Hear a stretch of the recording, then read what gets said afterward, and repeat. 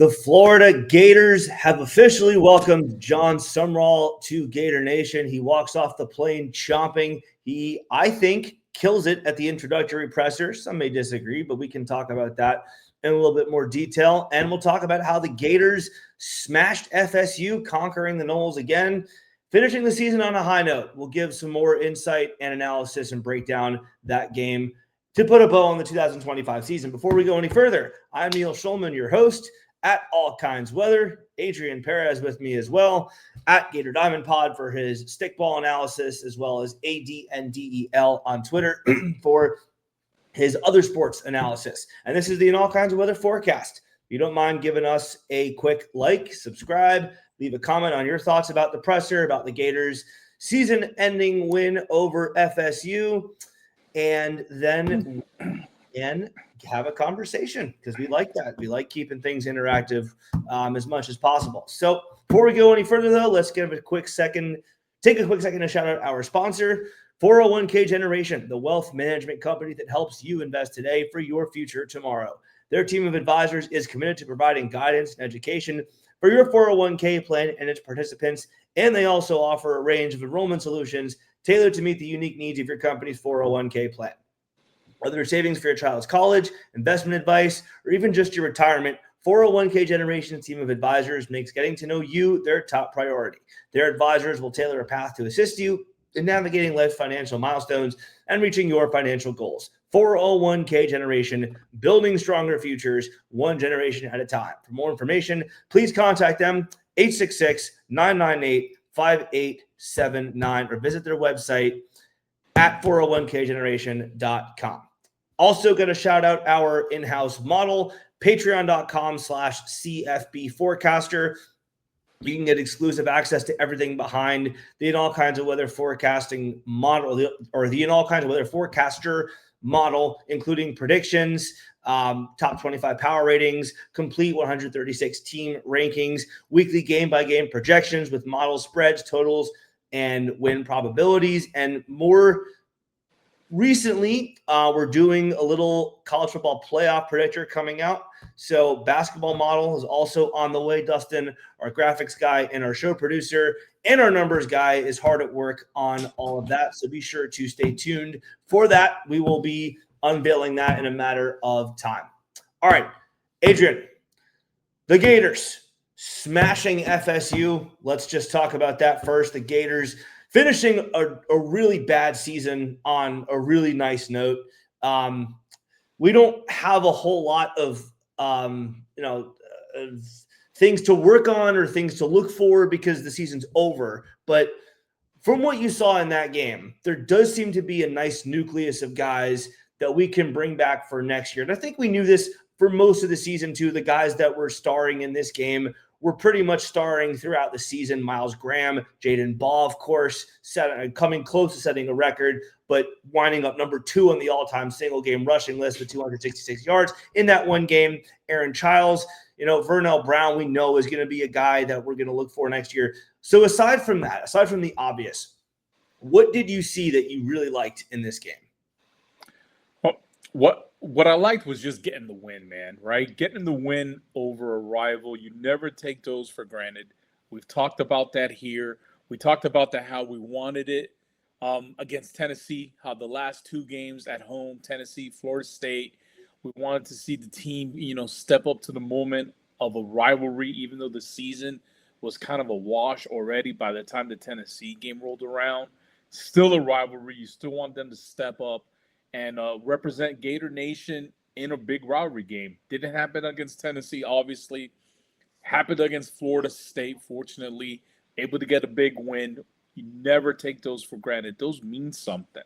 Okay, these rivalry games against a Florida State, against a Georgia, against the Tennessee, they mean something regardless of the status of the season. So we got that win. That was huge. You mentioned the nucleus. Listen, that nucleus has always been there. Okay, we're going to talk about some of the things that Jon Sumrall said at his presser. He really has to feel that there is talent on this team. He mentioned that, and we're going to talk about that. But that talent on this team is there. There's a nucleus of very, very good football players, and you saw it when they came to play during the season, you saw it. Didn't always happen, unfortunately. And, this coaching staff, the head coach who was here, wasn't able to get it out of them. But when they were able to play and play their capabilities, you saw some of the things that they could accomplish. The season's already over. Now, the next thing we have to look forward to, obviously, is what happened today and moving forward towards spring football. And that's where the focus has to be now for the Florida football program. I really, really, really wish Ben Hanks would have scored on that last pick. That would have been nice. That would have been great. But you know what? I do want to take umbrage with one thing Billy Gonzalez said, and I'm a huge Billy Gonzalez stan. We all love Billy G here at this show. But he told Jaden Baugh to go down at the end. And Jaden Baugh said, no, you're not going to tell me to go down. I think he said, you're not going to do me like that because it's Florida State. We don't like those guys. Billy G, I love you, man, but no, you're wrong. No, you don't do that. You do what you can to embarrass the other team when it's a rivalry game. It's not like it's Florida Long Island, right? Even then, when those idiots were stomping on the logo, we threw the extra touchdown pass in the end. It's football. There's no room for feelings being hurt. There's no room for the classy thing, the nice, polite thing. Look, there are knitting classes, I'm sure, at your local Y that you can join if that's the kind of vibe you want. But we're not here to make friends. We're here to embarrass you. That's the point of a rivalry game. You step on their throat and you keep applying pressure until there's no air coming out. That's what you do. That's the vibe you have to have. If that sounds graphic to you, then you probably don't belong anywhere near the game of football. Because guess what? It's a violent game with a lot of emotions and a lot of anxious guys just going out there and being willing to impart their wills on the other team. And guess what else? If FSU were in the same position, if they were the ones who were up on us and they had the chance to score more points, and they could, and they did, I would say, you know what? It's our job to stop it. We didn't do that. We have no right to complain about it. That's what makes these rivalries great. I said the same thing about the flag plant a year ago, and I'll say the same thing now about Jaden Baugh scoring that last touchdown now. Because this game, as we saw it, was pretty much a mismatch. DJ Lagway makes one horrendous decision and throws one horrendous ball that you realize gives FSU 7 free points. If he doesn't do that, Florida might score on that drive too. And if that's the case, the game is over by halftime. As it turned out, it took Florida a little bit more time to fully cut the head off the snake or off the head off the Chief Osceola mascot that they somehow keep parading around in 2025. But the point is, this is what happens in rivalry games. That's what you're supposed to do. I was actually a little annoyed that Gunnar Stockton of Georgia took that knee on the 1 foot line against us. I watched that. I'm like, dude, just score. Come on, just go in the end zone. We deserve it. We should stop you. Don't take a knee. That, in a way, that's almost worse. So just wanted to get my 2 cents out there. Jaden Baugh was correct in scoring. I know the by the book thing is to go down. I don't give an F about the by the book. It's a rivalry game, and you do what you can to enjoy yourself in those fleeting moments that you can. So that's that. I liked what I saw from the Florida defense. They gave up some points. They gave up some big plays to Deuce Robinson, which, you and I both said this before the game. I think you said it at the game, and I said it on the show last week, that Deuce Robinson catching deep balls from Tommy Castellanos is the FSU offense. 50-50 balls, yeah. Yeah. So, there's no more Lawrence Toafili to get the tough yards on the ground for them. There's no more Jordan Travis magic. They only have one way of moving the ball effectively, and that is with that deep ball to Deuce Robinson, the 50 ball, as you said. And I like Javari Flowers, the true freshman, for the most part on him. He got beat a couple times, but once. Yeah. I think it was only one time deep only, I think. Yeah. He will. The catch was completed on a one-time deep, but there was another play where Castellanos couldn't get the ball to him. I don't think he saw him where he was kind of cooked. But for the most part, he did a great job, and that's a true freshman going against the clear best of the opponent. So I got to give him, no pun intended, his flowers for that. Great job. I liked what I saw there. We're talking nucleus 2026. that's a piece you can build on. That's a guy you want to get back for next year. Definitely took his lumps this year. Definitely not a great overall season, but he closed it with a great game to end the season. And I think he's going to have a place on this 26 roster. And then again, one of those plays, a ridiculous one-handed catch by Robinson too. Like, you can't fault him for that. You can't fault Robinson for that. And then there were a couple of plays here and there where Castellanos took off and got some yards on the ground on us. But for the most part, this defense did its job. Miles Graham with a sack, remember, very early in the game, got the crowd juice. Florida also forcing a fumble, right? Of course, Lagway throws the terrible ball after that to kind of counteract it. But this defense only allowed 407 yards to FSU, which sounds like a lot, but then you realize that FSU's averaging way more than that per game somehow, and that a lot of those yards came in garbage time when the game was essentially over. Florida also forcing 2 turnovers in this game. Of course, the one that really did not hurt FSU very much came on the last play, but the one that I think really did hurt came on, or I thought would hurt, came on the fumble that Florida recovered until, of course, Florida gives it right back. But Florida's defense forced big things to happen for them. That's the big key. Florida's defense didn't just, shut them down and Florida didn't really just shut them out or shut them down even, but they made the plays when they had to. That was my big takeaway. They made the big plays. Yeah. That's a good point that you made there about Flowers, man. That's a nice little nucleus to bring back. Those 2 true freshman corners to build on that defense. You expect both those guys to improve moving forward. Flowers, Hanks Jr. Is it Hanks Jr. or Hanks the third? I always get it confused with VB3. It's Hanks Jr. It's Hanks Jr., right? Okay. Nice little having those 2 corners, man. That's so important, man. You could build off of those 2 guys, get them progressing up for next year. That's going to be key moving forward for this defense for the next couple of years, no doubt. Those 2 corners. Good point there. Definitely Flowers. Flowers had a very good game, man. Very good game.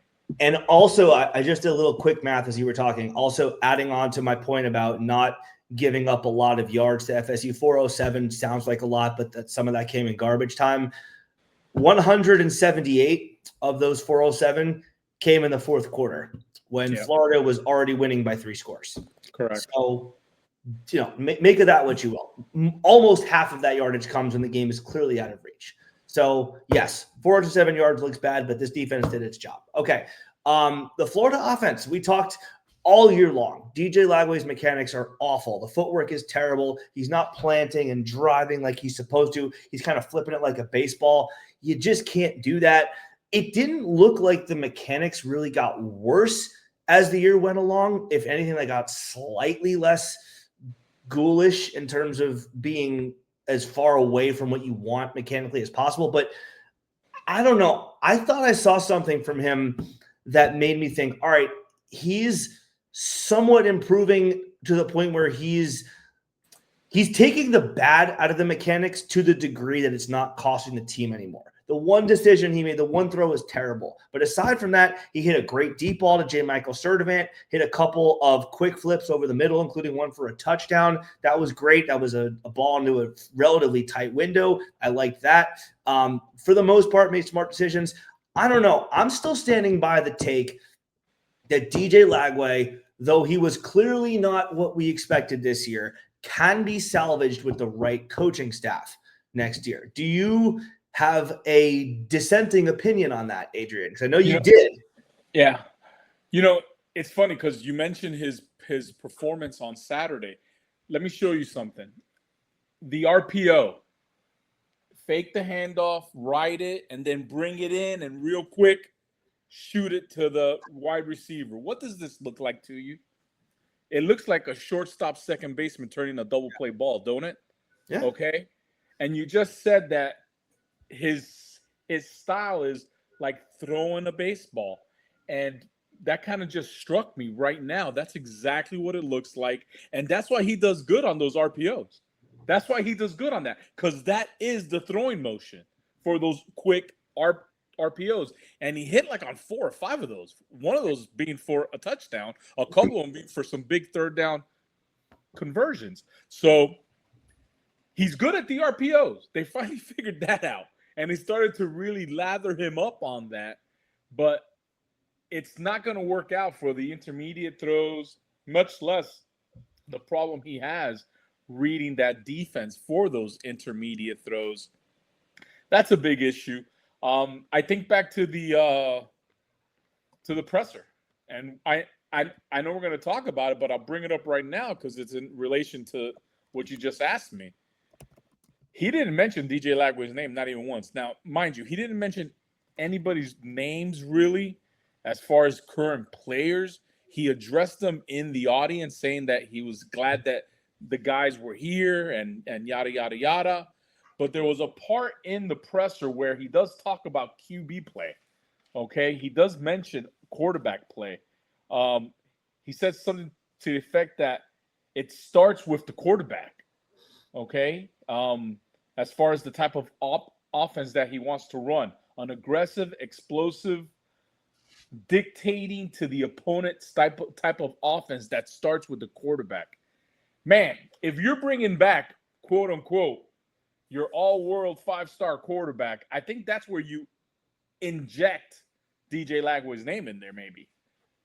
Call me crazy. But I think right there you say, and I'm excited about working with DJ Lagway to get this offense humming, baby. Didn't say nothing like that. So that to me stood out. As soon as I heard that, it stood out to me. I still stand by the fact I don't think DJ Lagway's quarterback game one. I don't know if he's on the team or not. He's got to be careful, though. He's not going to throw his guy under the bus. I understand. He didn't throw him under the bus. Right, but I'm saying he's not going to throw him under the bus or sing his praises given the controversy that's happened at QB this year. Because remember, a lot of Gator fans have been wanting Trammell Jones since the second half of that Long Island game. So he's not going to do anything in that presser to antagonize or stoke the flames on any side of that QB situation. Yeah. I'm not going to fault him for that. No. I caught it, but it didn't really stand out to me either. Yeah, it definitely stood out to me.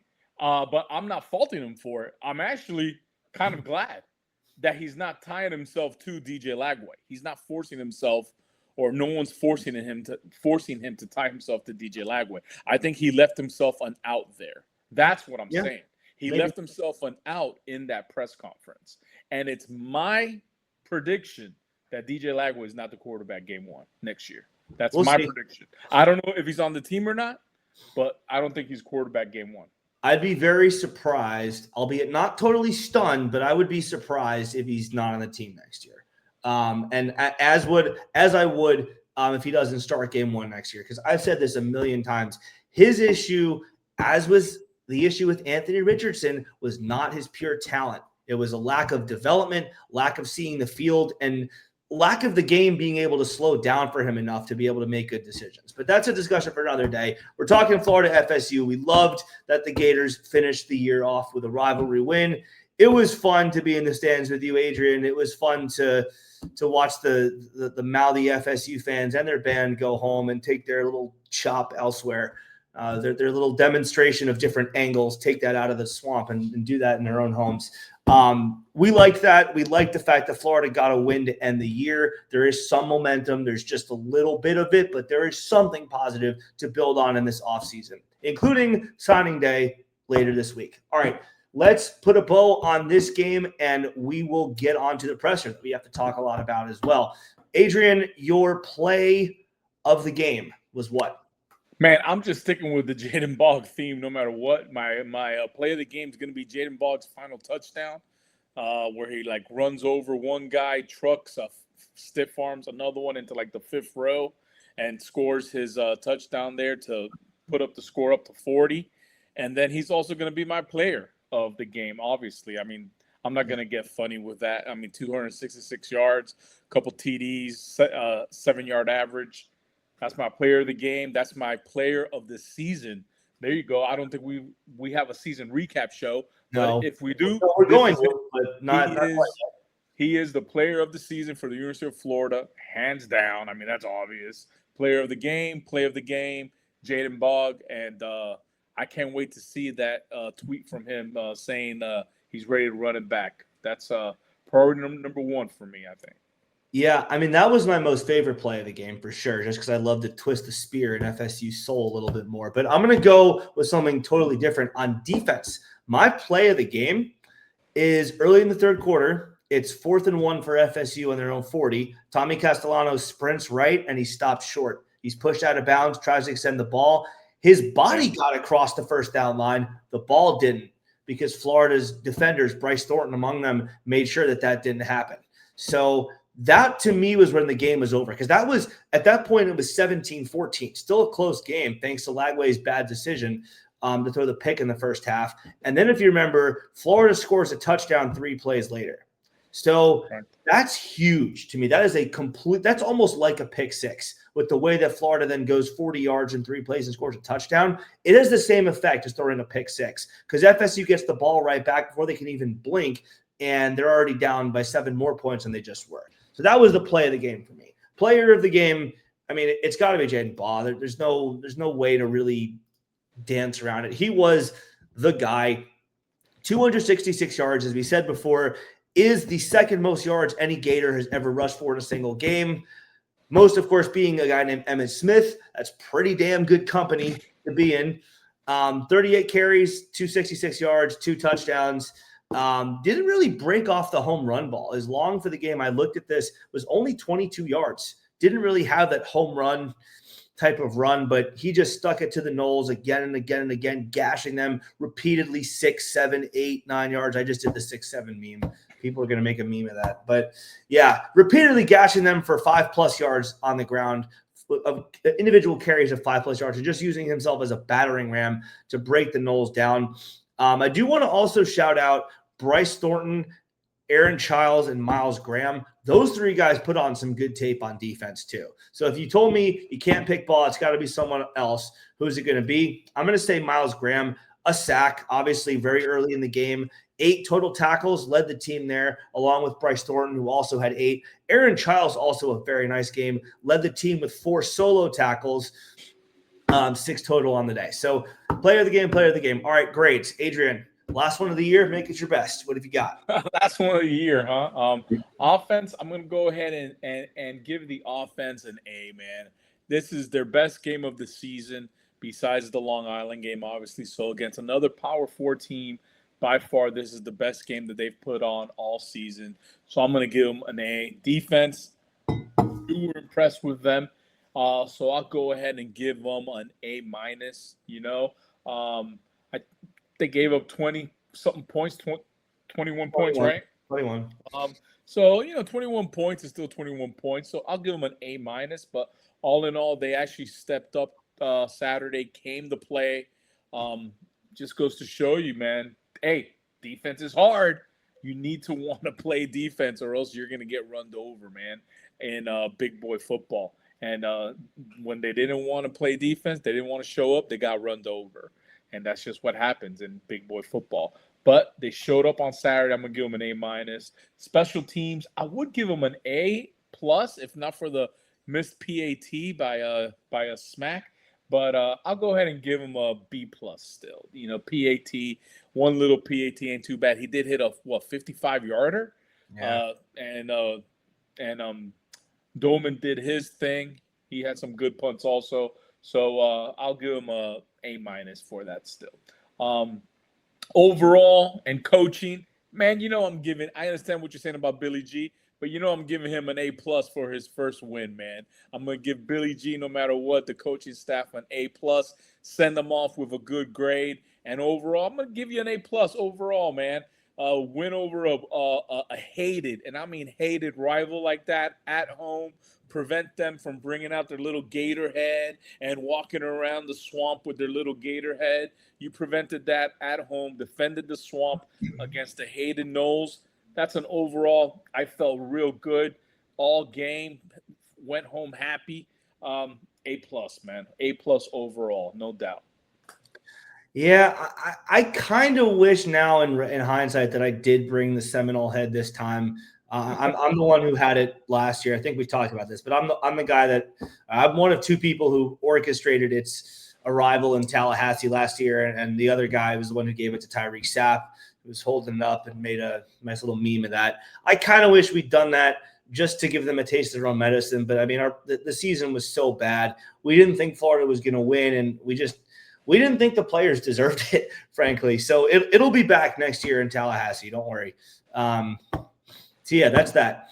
Florida gets an A on offense from me. The reason they don't get the A+ is because of the pick. That's the only thing standing between Florida and that coveted A+ grade, because to be A+, you got to be perfect or really, really close to it. And that pick hurt. It kept the game competitive for longer than it probably should have been. But Jaden Baugh, obviously, with a great game. J. Michael Sturdivant had a great game. Aiden Mizell came in and caught a few passes. Vernell Brown did have well, I guess that also hurts the grade too. Vernell Brown dropping a wide open ball. But overall, there's no real – it's an A. It's an A. It was a very good performance, great performance even for the offense. Defense is a tough one to gauge because I would have liked them to finish the game off and not wilt in the fourth quarter. I know the game was ridiculous at that point. I know it was well out of hand, but that's another bullet point for the whole, this is a rival, you embarrass them and you play till the echo of the whistle, as Bobby Bowden once said. And Florida did that with the late pick that Ben Hanks tried to return for the score, and Baugh scored, of course, in the last 55 seconds or so. But the defense also gave up 3 very long, time-consuming drives, 2 at the end of the game. And I would have liked to not see that happen. FSU getting drives of 52, 83, and 43 in the fourth quarter. So that's more of a finish the game type of thing that maybe comes off coaching, but the defense did what they had to do. So that's an A-. Special teams, it really sucks because I want to give them an A+, but the missed extra point is just, you can't ignore that. But also want to shout out Tommy Doman, 2 punts, 124 yards, including 1 for 71 yards. That's pretty damn good. And then doing some quick math, the other one goes for 53, which is also really, really good. So he had a phenomenal game, only had to punt twice because the offense was scoring all the time. But when he did come on, he nailed his punts. And Trace Mack hit a 54-yarder, as you said, just missed the 1 extra point. But that's also an A.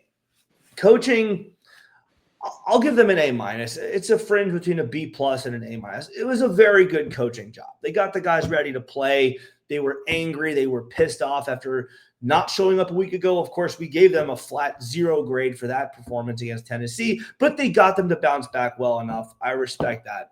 I would have liked to see the team be ready to finish the fourth quarter, but I mean, look, beggars can't be choosers. We're 4-8 for a reason. A-. Good job. Billy G got his win. Good stuff. Very happy with that. Overall, I'll give them an A because you beat the Noles. Tomahawk chop is no more, and that feels good. Feels good to do that. It really does because, like you said, they make a big thing about the Gator head. They do the chomp. That idiot Gunnar Hansen doing the Gator chomp while the Seminoles were losing. Richie Leonard doing the Gator chomp while the Seminoles losing. That's got to be some – I mean, that's kind of a microcosm as to why they are where they are with Mike Norvell. But feels good. All right, moving on. We got a new coach, Adrian. We got a new coach for the Gators, Jon Sumrall. We talked about him at length on the last show. Going to talk about his presser now because he's done some things that have caught some eyeballs and some earbuds. Adrian, floor's yours. What did you take away from that presser? What did you hear that you liked? Anything that you heard that you didn't like? Any questions you have? Any and all that stuff? Let us hear it. That's a lot right there. So we'll just go back and forth like a little bit. But let me just give you my quick overall view of it, first of all. Let me start with a date, December 14th, 2010. Do you know what happened that? Now, you have this photographic memory, Neil. If you get this one, yeah, it's Will Muschamp. Steak dinner. Oh, my God. Will Muschamp's open presser. Will Muschamp, yeah. Oh, my God. I get steak dinner. I get a steak dinner. I should have let you finish the whole thing. I didn't know what you were going to tack on. You interrupted me. Doesn't count. Okay. No. Boo. So Will Muschamp's presser, okay, announcing him as the new Florida coach, okay? If this presser had been that day, every Florida fan would be running through a brick wall right now, okay? And not that Will Muschamp maybe didn't do a good job. I got to go back and maybe see it now, right? I'm sure he did a pretty good job. Usually everybody does a pretty good job at these pressers for the most part. But the problem is that we've had since that presser in December 14th of 2010, we've had one for McElwain, one for Mullen, one for Napier, and now today for Sumrall, right? So Gator Nation is really practiced at these pressers, man. So a lot of times they start sounding kind of similar, all right? And it's kind of like, yeah, I've been here, I've heard that. Let's see what happens. Tap the brakes a little bit. Okay, so that's why I'm saying that if this was December 14th, 2010, right after Urban Meyer, and we hire this guy Sumrall and he gives this presser, man, we're feeling good. We're feeling sky high. Okay, I thought he did good. I thought he did a really, really good job. I thought there was only one little hiccup, and that was right at the beginning. The Lane Kiffin joke, for me, kind of didn't land. That's funny. I understand where he was going with it, but it was a little awkward. I think, but if that was the only little poo-pooey, that's no problem. I mean, it was a 45-minute presser. Everything else was outstanding. The big theme of it was, I'm a winner, basically. If I had to say it, that was the theme of it.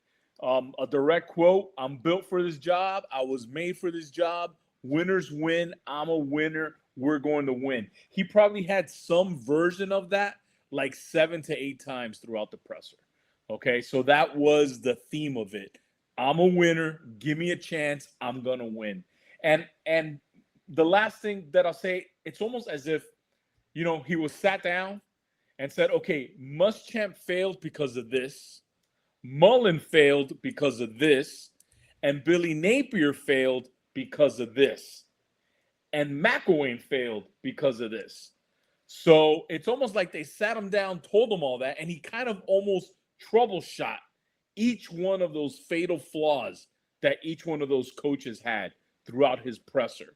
I thought that was ingenious. I thought that was really good for the really, really dialed in Gator fans who have just been through this suffering for the last 15 years with these coaches that seemed they were almost, except for really McElwain, but everybody else was almost like right there to being successful, but they just couldn't get over that fatal flaw that they all had, So it looks like he addressed each one of those. McElwain came. Wait, hold on. McElwain had us at 10-1, and in the top, he had us like ranked number 7 late in his first year.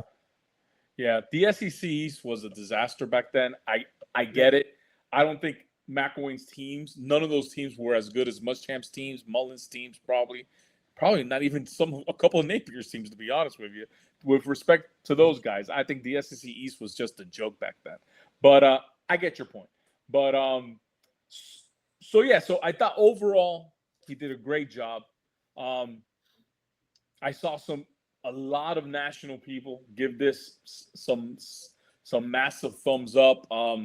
One guy that is popular out there from on 3, JD Pickle. Everybody knows him.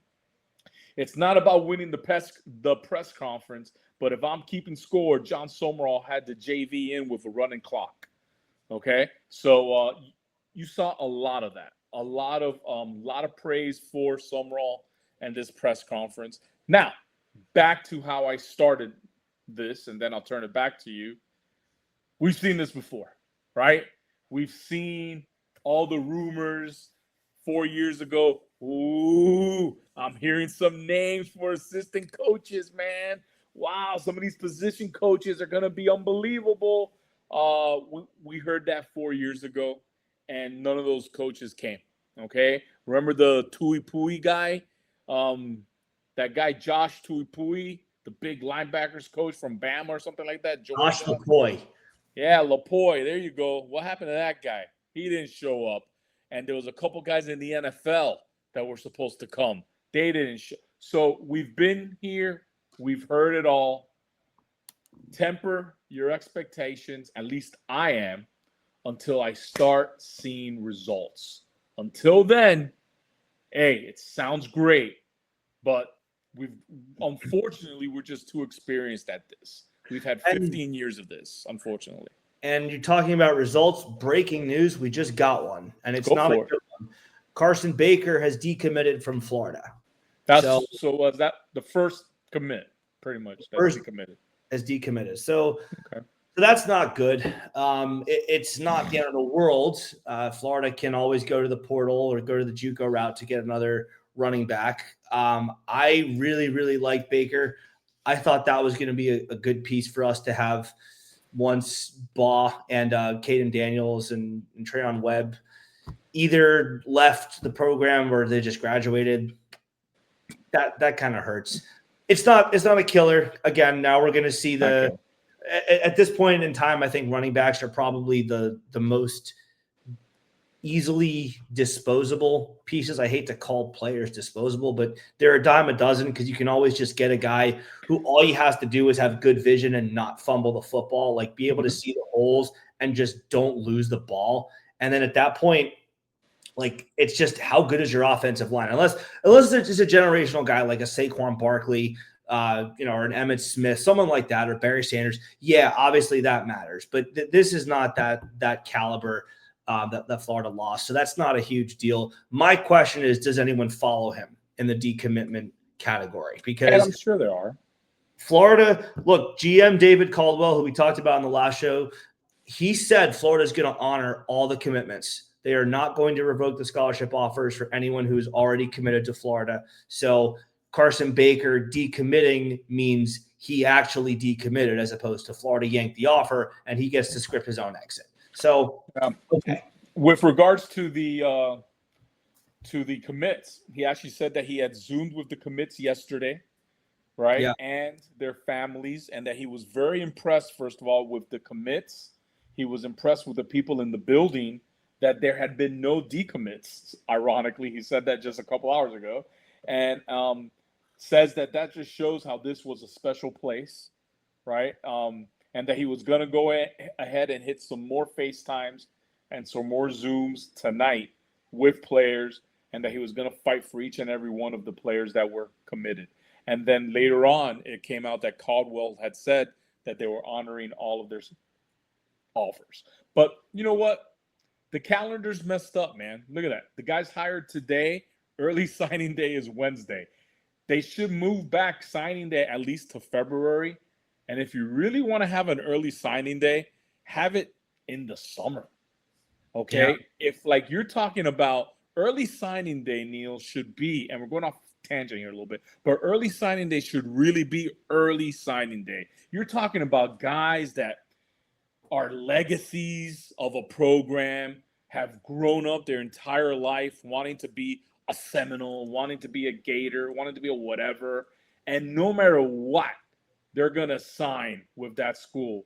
That's an early signing day guy. That should be on in the summer. If not, you should have at least make it the February signing day, which is what is supposed to be still the normal signing day. It's still in February. It's just that it's just in name only.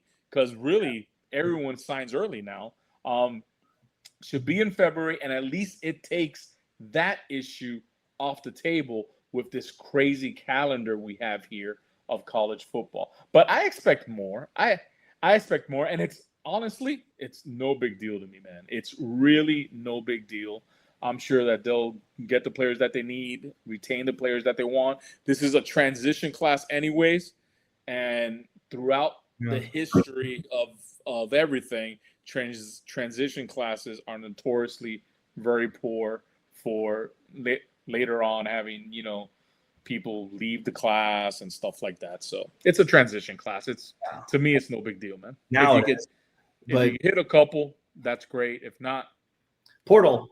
That's what it's for. And he said this in his presser. And we're going to go through a bunch of things he said that I really liked. I've got the audio clips of them. But he said this in his presser. The order of operations for acquiring talent is, number one, retain the talent you currently have.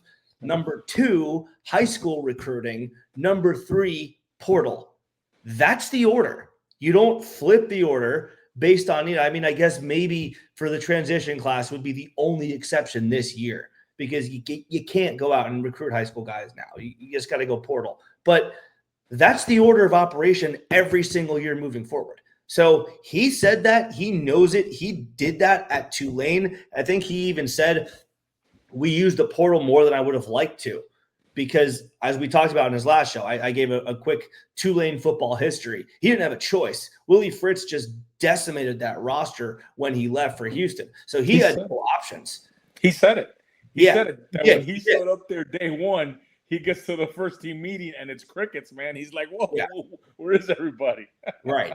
So he said that, and I like that. And having said that, let's go through some of the things. What do you think about it now, though? What do you overall think about his presser overall? Yeah, I liked it. He won me over. Pretty much same things you said. I didn't add my 2 cents because I'm pretty much in lockstep with you, but we are kind of jaded to this. We've seen and heard it all before, including with the last bumbling idiot of a coach we had, which, look, we bought a lot of you-know-what from him. We bought a lot of manure from Billy Napier. It didn't work out. So it's natural for us to have PTSD. He's a very different guy, Jon Sumrall. It's completely different from Billy Napier. The PTSD is still there. It's hard to shake that until you get results. Fair or not, it's just not easy to shake for most of the fan base. But having said that, let's go through some of the highlights of the presser. We're going to start with the Kiffin thing that you talked about. Here was that. We're going to play that for y'all now. I do want to be very direct on one thing, and you may or may not appreciate this, but Lane Kiffin and I have been going through the same thing, and we've talked a lot. We were both in agreement that I was the right man for this job. All right? So he co-signed on that. I think it's funny. I don't take any offense to that or anything, or I don't take it as poking a sore spot or opening an old one. It's just whatever. I think it's funny. You have a problem with that? It's not that I have a problem. I just think that the joke kind of fell flat. And in the grand scheme of the entire press conference, I think that was the only thing that I could say that was negative. So if that's the only thing that I could say that was negative, a little joke on Lane Kiffin, who is kind of like the pink elephant in the room anyways, right? So I get why he wanted to address that right off the bat, especially since he knew that the fan base wanted Lane Kiffin over him. So I get it. I get it. So if that is the only thing that I could say, maybe that joke was a little bit flat. That's not bad. That's not bad. Agree or disagree on that one. That's why we have 2 of us. We don't agree on every single thing. So, all right, that was that. Here's the next thing he said that caught my attention. I'm going to play that now. It's great to be a Florida Gator. It's great to be a Florida Gator. I am honored and humbled to be the head football coach at the University of Florida. For me, it wasn't the fact that he said it. It was how he said it. It was the pausing, the delivery of the second time, the little subtle pauses. It's great to be a Florida Gator. Like, he has heard that phrase chanted on TV a couple of times. It wasn't just something that Scott Strickland wrote for him here, say this. The way he delivered it that second time clearly told me he's heard that phrase a lot before, and he knows how to deliver it. What do you think of that? I agree. I mean, I can't disagree there, man. Yeah, no doubt. No doubt. You could really sense, and like I said, all these press conferences kind of like start sounding like the same and stuff like that. But you can really tell the sincerity kind of when he's saying that. It wasn't an act. He really, and not just because it's Florida and like, oh my God, Florida is the best school in the world. No, it's just because he was really humbled. It sounded like he was really humbled to even be in that position. And I really got it more so when he referenced Spurrier and Meyer in. You're getting ahead of yourself. We're going to talk about those things. It's that we don't talk about, and you can tell how we don't talk about what the show's going to have. That's the good and the bad. That's Exactly. The blessing and the curse. Sometimes it works fantastically for great dialogue. Sometimes it burns us like there. But you know what? That's what makes it authentic. That's what makes it real. So if you're going to have that later, we'll leave it at that, because that part I really, really liked, man. I really liked that part. So I'm glad that you took that soundbite out. Go for it. Keep on. All right. Here's the next one that really caught my attention. We had options We had choices. My wife and I, we sat down and we chose Florida. We made that decision. Florida had to choose us, but we chose it back. We had options. That is big for me because he knows, and this is where we come back to the Lane Kiffin thing. He knows damn well he was not option number one for Florida, but he still took the time to say we had options because that's also true. He did. Auburn was an option. He turned them down earlier in the process. Ole Miss was an option because Lane Kiffin gave them a vacancy there.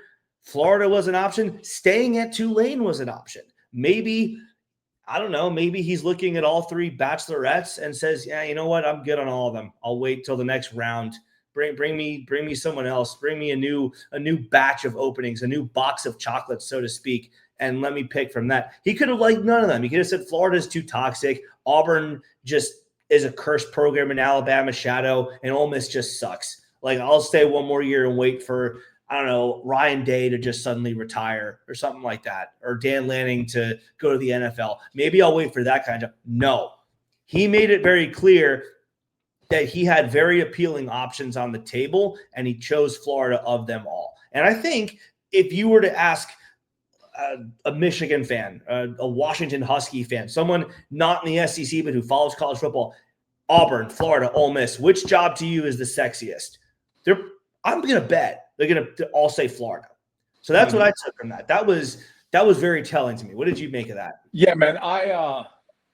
It wasn't him blowing smoke, man. I tweeted from the Gator Diamond Pod account yesterday that pretty much all the schools who didn't get Lane had this guy as, if not their number one choice, right there, 1 or 2, man, 1A or 1B.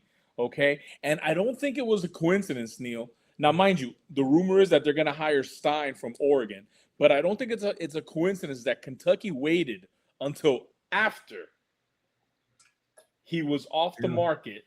Okay. Sumrall was off the market to go ahead and drop the axe on Stoops.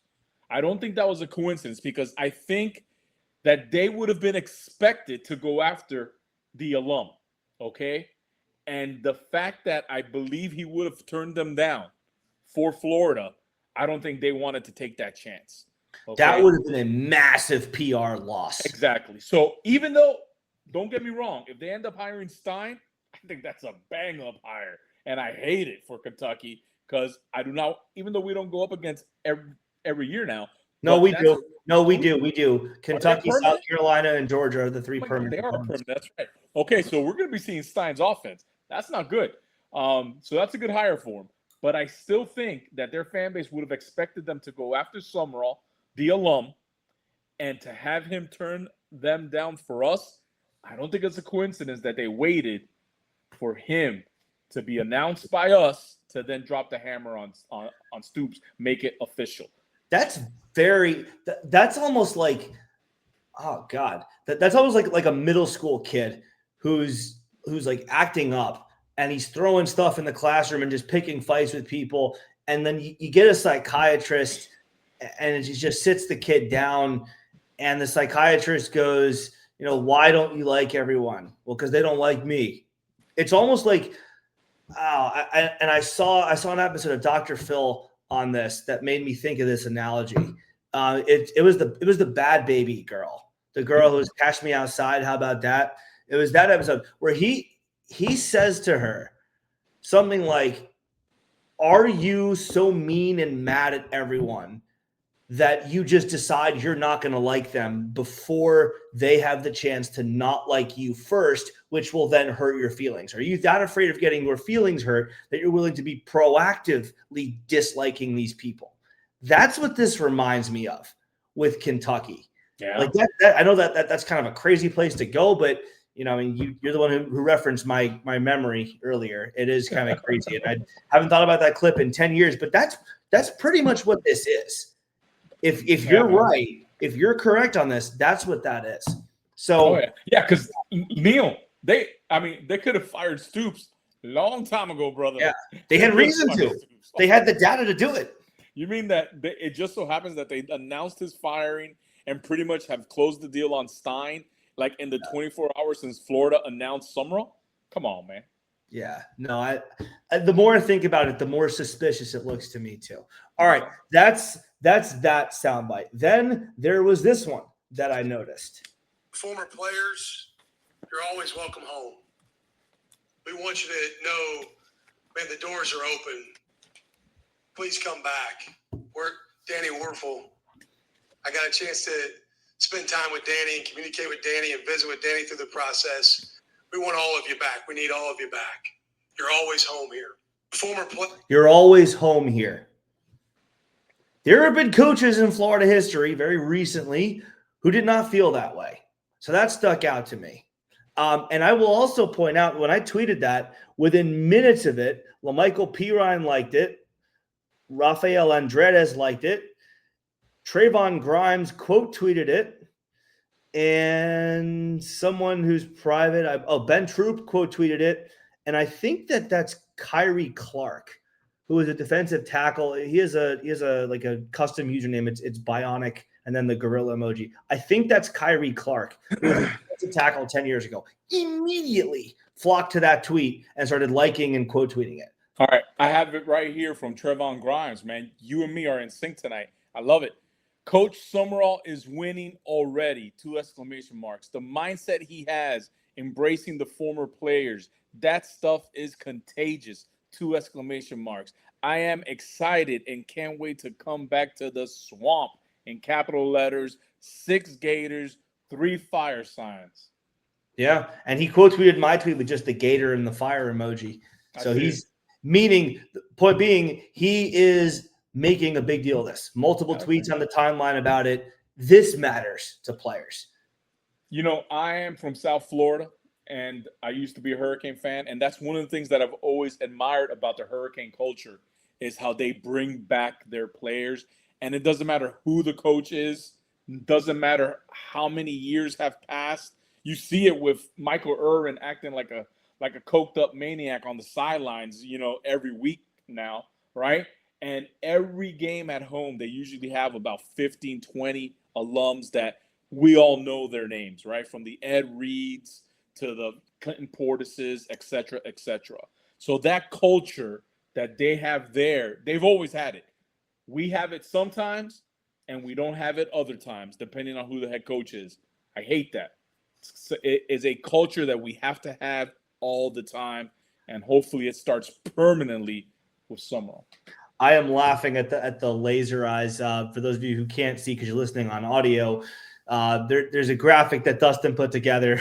Jon Sumrall photoshopped with Gator attire, and he's got like the little laser eyes like you see in the memes sometimes. The quote is, "We're going to do everything we can to win fast. I'm wired that way. I want to win tomorrow." I didn't catch that. I didn't grab that audio bit, but that's what he said. We're going to do everything we can to win fast. I'm wired that way. I want to win tomorrow. Yeah, man, that's a pretty stark contrast from Billy Napier's slow and steady approach. You know, we're going to build the roster. We're going to not take shortcuts. We're just going to make sure we didn't know. Like, no. It doesn't work that way. Not anymore. Maybe pre-COVID, before the portal was what it is now, but not anymore.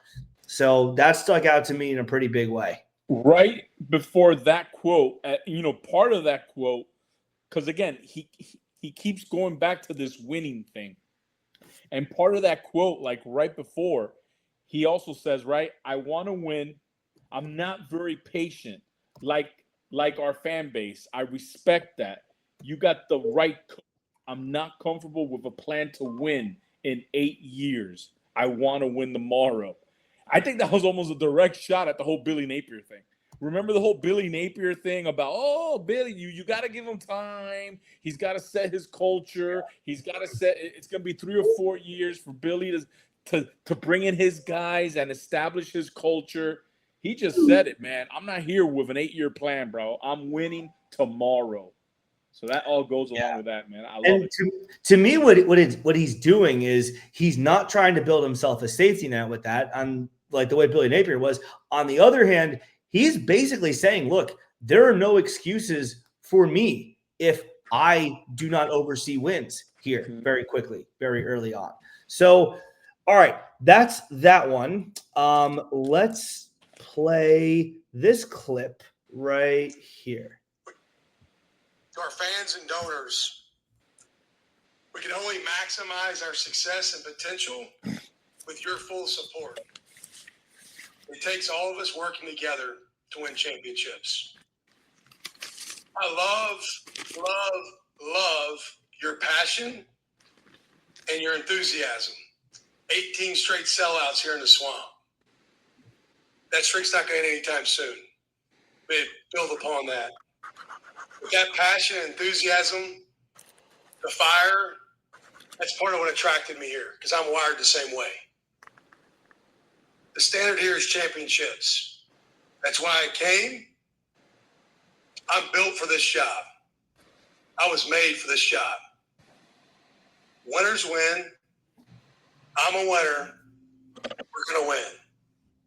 All right, so the low-hanging fruit take there is, well, no fooling. Anyone can stand there and say the standard is championships. Billy Napier did do exactly that, and he talked about winning championships and the standard and all that. And so we're probably numb to those words. But again, it's the way he said it and the way he goes out of his way to say, I love your passion. If you remember Billy Napier's presser, and here's my Rain Man memory again. He said, and I quote, I may misquote by a word or two, but this is the best my memory can do. It's not perfect, but it's pretty good. He said, whether you're a fan, you're a player, or you're just whether you're a coach, a player, or just a fan at the barbershop, we all need to do our part to win. And then he talked about how the standard was championships.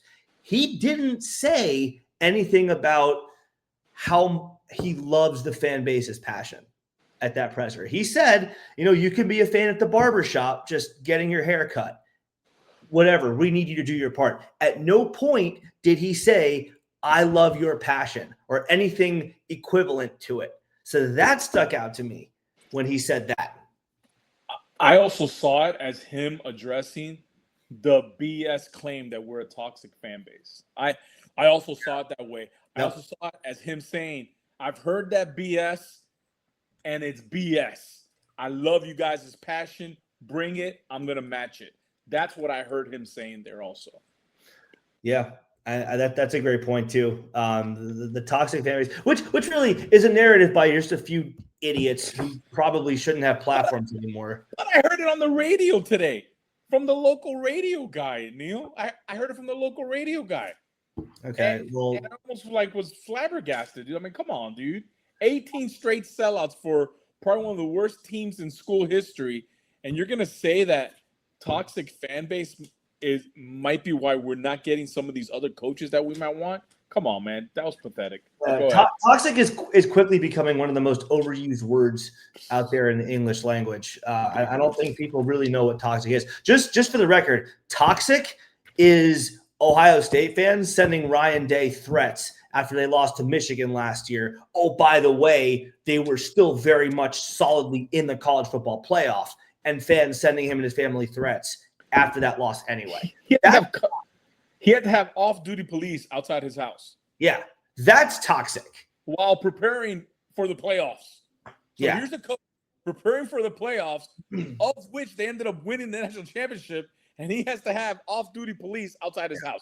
That's toxic, man. Yeah, that's toxic. We don't – Florida, we don't do that here. And look, if you are thinking about doing something like that, don't do it, all right? Because that actually is toxic. Like, that's the line. We'll draw that very clearly right here on this show. Don't do anything stupid. Don't do anything crazy ever over sports. The fact that we even have to say that, Adrian, is an indication that there are fan bases out there that do it. Like, it's the rule of signs, right? Like, if there's a sign that says, don't feed the alligators, well, why is that sign there? Clearly, at some point in time, someone must have gone and fed the freaking alligators. Otherwise, there's no point for the sign to be there. So that's why we're even addressing that now. Otherwise, there's no point to even say that. Okay, next soundbite from Jon Sumrall's press conference is this. On offense, when I think of Florida football, I think of aggressive. I think of explosive. I think about mixing tempos, using it to your advantage, and dictating the game to the opponent. I think about stretching the field and threatening every blade of grass. It all starts with the quarterback and the pieces around him. We'll get elite skill players here. We got some already. We got to keep them. Our O-line has to play with a demeanor that's nasty and that is a force to be reckoned with, and that'll happen. I may be a defensive guy. I want to be more of a defensive guy like somebody Coach Spurrier knows, like Bob Stoops. I want the scoreboard to light up. All right? And the way we've played maybe where I've been has looked a little different than I want to play moving forward, because your job everywhere you are is to figure out how you win for the place you're at. Well, here, I think we can score a lot of points, and that's what I want to do. That, to me, is the most important thing he said in the whole press conference. And I'll tell you why. Because I said this on Twitter, and I said this, I think, on a Spaces, but I'll say it again on the show very clearly. Jon Sumrall's offense at Tulane right now is boring as hell. Why is that?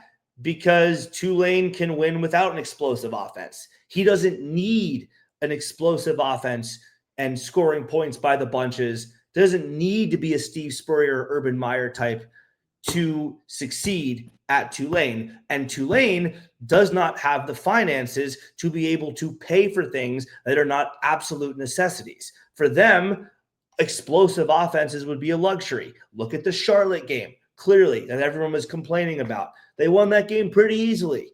It's all that he needed to do. They didn't need to score 70 points. 27 turned out to be perfectly fine, perfectly sufficient to get the job done. But that's not the case at Florida. That will never be the case at Florida. And he addressed that, which is also why I was told before he was even hired. Part of the reason he's going to be hired here, his hire is contingent upon him going and getting a big-name offensive coordinator. Not just saying that, like Napier BS'd his way through a few times, actually doing it. That's why he's going to be the coach here, because he's willing to do that. And also, something that my Tulane friends have said to me too is Jon Sumrall is very, very willing to adapt and adjust on the fly.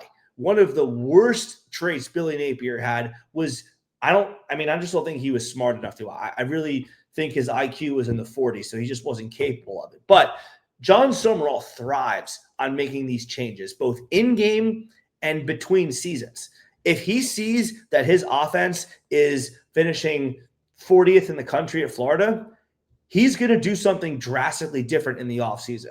If his wide receivers coach at Florida, let's say it's not Billy Gonzalez, let's say his wide receivers coach at Florida oversees a unit that just can't create any separation, he's going to make that move. He's not afraid to break off that relationship, unlike Napier, and go get someone else who can wring some more production out of his receiving core. He does not care about having to change something in order to be more successful at Florida. Billy Napier did. His offense from year 1 to year 2 even was different at Tulane. Not drastically, but still, there was a change in the offensive tempo this year. So that tells me something. That's very, very important to succeed at Florida.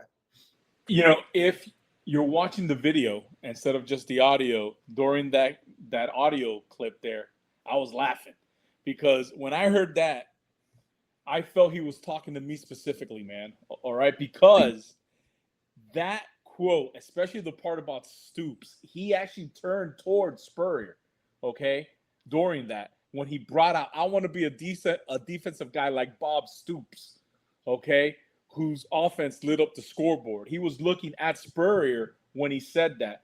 And that, to me, addressed two things. First of all, whenever you have a defensive-minded head coach, the concern is, right, which addresses Muschamp's fatal flaw, the concern is that your defensive-minded coach is going to always have his hands in the cookie jar, okay, doing a little puppeteer with the offensive coordinator, saying, yeah, I know you want to open it up right now and really spread it out, but we're going to go, a three tight end set and run the ball, take down the play clock all the way to 1 second, right, and shorten this game for my defense.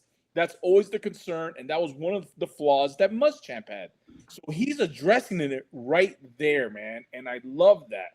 When he said that, I felt like he was talking to me to one of my main concerns about hiring a defensive coach, which I mentioned to you, Neil, just in the last podcast. With Kirby Smart and Will Muschamp, one being a success and one being a failure. Yeah. There you go. So there you go. He addressed it. I'm a defensive guy, but I want to be a defensive guy like Bob Stoops, whose offense, man, over there, Steve Spurrier, lit up the scoreboard. That's what he said, man. And I loved that quote. I started laughing as soon as you played it. Go for it, man. Love it. Love it. Love it. All right, the next one. Just like around here, when we go to the fourth quarter, we sing, I won't back down. I won't back down.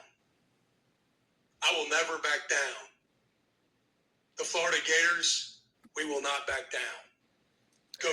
That's more, see, to me, that is more of an attempt to be like a politician and kind of play to your constituents, or not your constituents, but your base's biggest issue.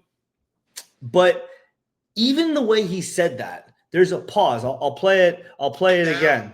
I'll play it again. Just like around here, when we go to the fourth quarter, we sing, I won't back down. I won't back down. I will never back down. The Florida Gators, we will not back down. It's almost like he's angry at the very idea that Florida doesn't live up to that song, because Florida, let's face it, they back down all the time this year and the last 3 years before it. It's what they do because they're just a losing program under Napier. He is almost angry, almost offended, as if he had a role in it, and people are associating him with the garbage product we saw the last 4 years. He's like, no more. Very deliberate, very, very strong leaning into those words. We will never back down. Like very adamantly. That stood out to me. Agree. Nothing new there. Nothing for me to add. Agree 100% with what you said for sure. All right. And then the last clip I have is more of a funny one. Coach Spurrier impersonation. Yeah, it's kind of cool. I'm not going to do. Yeah, it's kind of cool. I'm not going to do my Coach Spurrier impersonation, but I'll give it to you at some point. It was good. Coach, you were good, man.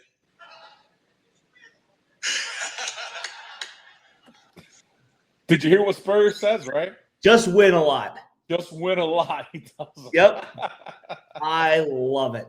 I love it. More than anything else, that tells me, all right, he's on good enough terms with Florida's GOAT, or at least Florida's co-GOAT. You want to say him and Urban or co-GOATs. He's on good enough terms with one of Florida's two co-GOATs that they're able to kind of mess with each other, bust each other's chops a little bit at the introductory press conference, which is a damn good thing. Because if you remember, Jim McElwain, who is, I think, just the wrong kind of guy to work at Florida, just weird. If you remember, he was offered help by Spurrier to draw up some plays. He refused. Yeah.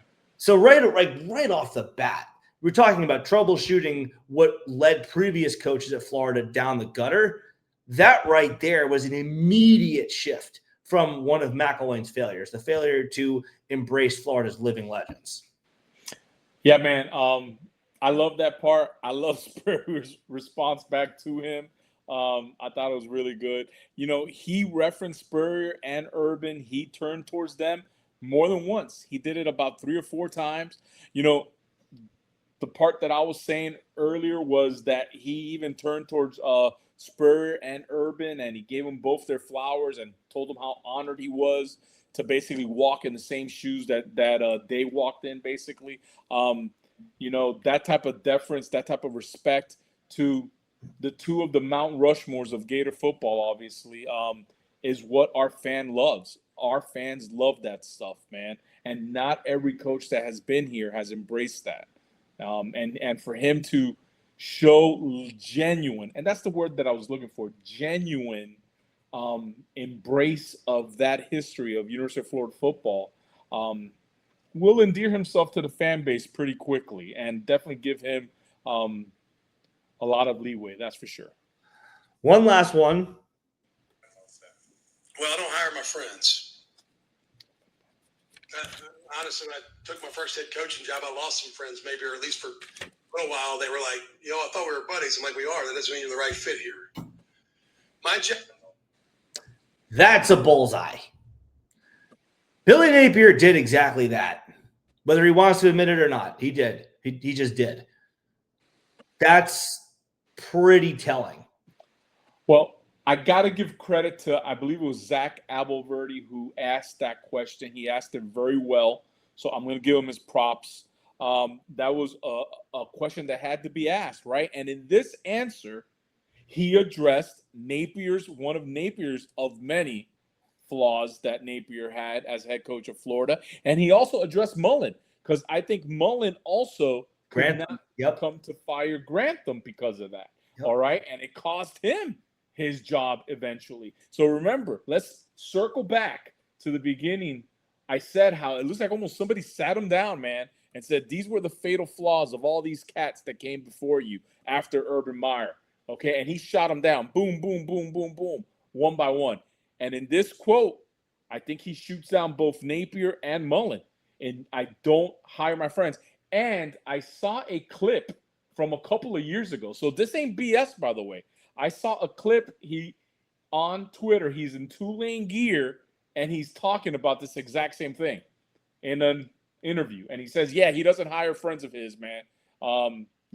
Unless they're good for the job, whatever, He literally verbatim repeats what he said here in an interview a couple of years ago at Tulane. So this is not BS that he came up with today, man.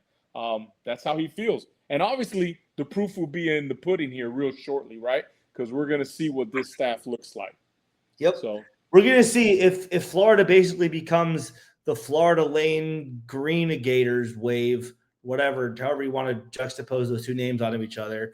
That's not a good sign, because that'll mean he's bringing along his AAC staff to work in the SEC, and that doesn't work, which would be him hiring his friends, because the people he's worked with over the last couple of years, yes, there's a professional relationship there. Of course, he's developed some rapport with them, but it would be him doing what's comfortable and familiar. It would not be him going out and hiring the best people for the job, simply because the Tulane coaching staff just is not.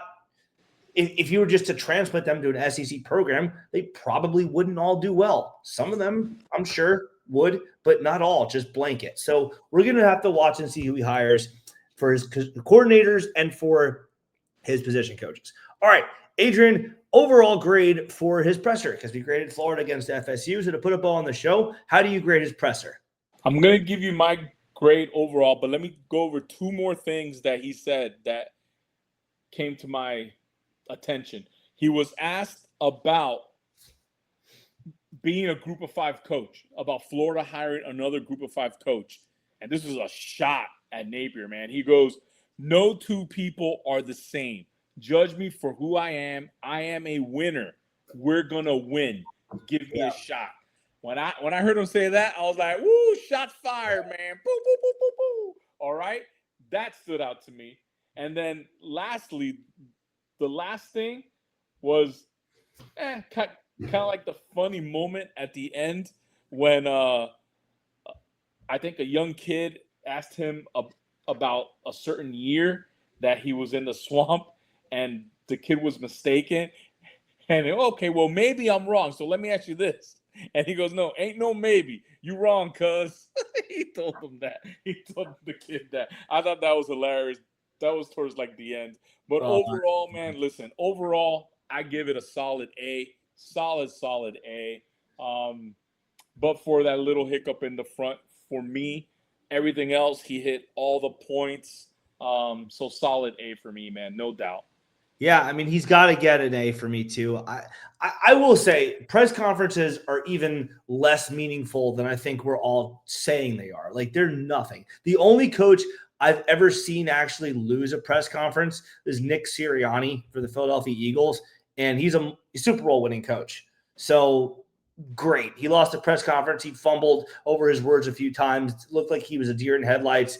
Cool, he got them a ring. So it just does not mean anything, especially when it works the other way, when you hear the coaches at Florida winning their opening pressers and then losing games by the bunches. But look, we don't have any more data to judge Jon Sumrall by right now as Florida's coach. He hasn't had enough time to do anything beyond making that introductory presser because he's still coaching the Tulane Green Wave for as long as this season will last him. So it's not fair to just look at the presser and say it's meaningless, because there were some things he said that we went through that mean quite a bit, as we talked about. So we're going to have to wait and see. But so far, through this microscopic bit of data that we have to analyze of Jon Sumrall, and I cannot emphasize microscopic enough, I think he's off to a great start. Yeah. One more little one, man. I got to get this out there too, man. He talked about when he was a player at the Swamp, the student section was right behind him, right? And they kept yelling at him, Gator bait, Gator bait. And you could tell that everybody probably in the audience there got kind of uncomfortable, right? Ooh, does he know about Gator bait? And then Buddy Martin was the next one to ask a question, the editor of Gator Bait magazine, by the way. And he goes, and he tells him, you need to bring back Gator bait. And you could tell he kind of had no idea what Buddy Martin was talking about. So I'm sure that after, they probably filled him in on the unfortunate history of the Gator bait here lately. But we definitely hope that they bring that back for sure, man. So he's I could tell, a fan of Gator bait. So we'll see, man. One more tidbit. I heard from Jeff Cardozo, local radio guy, does obviously the game also. I don't know if you've got this, Neil, but that the allotted staff money is $16 million. Have you heard that? It's a lot. 16 million, supposedly 4 more than what Billy had. Billy supposedly had 12. Allotted now for Sumrall is 16 million. That's per Jeff Cardozo. He said it on the radio station just a few hours ago. So 16 million, man. You should be able to do some serious damage with 16 million and hiring a staff. So we shall see, man. I've heard a lot of people on X. I've seen a lot of people, Neil, do the, ooh, I'm hearing some names. So we'll see, man. Yeah, I'm hearing some names too, but I don't think there's been enough time to really go into that or evaluate if they're serious or not. They sound good, but again, Lane Kiffin to Florida sounded good. It sounded like it was going to happen. It didn't. So going to have to wait and see on that too. Yeah, I mean, look, Gator bait is obviously a big talking point among Gator fans. We can have that discussion another day, probably a good offseason pod, but yeah, he knows how to win a fan base over for sure. Overall grade, I give an A. He did a great job. Again, very, very relatively meaningless piece of data we have here, but with this piece of data that we have, he did a great job. So liked what I heard, liked what I saw, liked his delivery, liked his demeanor. He's not Billy Napier just because he came from the group of 5. I have been told, and I'll, as we go through this offseason, I'll definitely have a chance to go study this more and research this more, come up with more examples. But the Tulane people I know are telling me, look, the guy is known for his evolution and adaptation. Whereas, your previous guy, Napier, couldn't do that if his life literally or if his job depended on it. So we're going to have to wait and see, but we like what we have so far. That's the end of our show tonight. Please like and subscribe. Give us a 5-star rating and a nice review on Apple Podcasts. Leave a comment. Let us know what you thought of the presser for sure.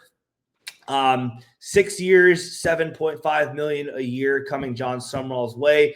And so far, again, through the microscopic bit of data that we've gotten so far, he seems to be well on his way. We'll talk more about what's happening as more unfurls itself. But until next time, Neil Shulman for Adrian Perez, the All Kinds of Weather Forecast, signing off.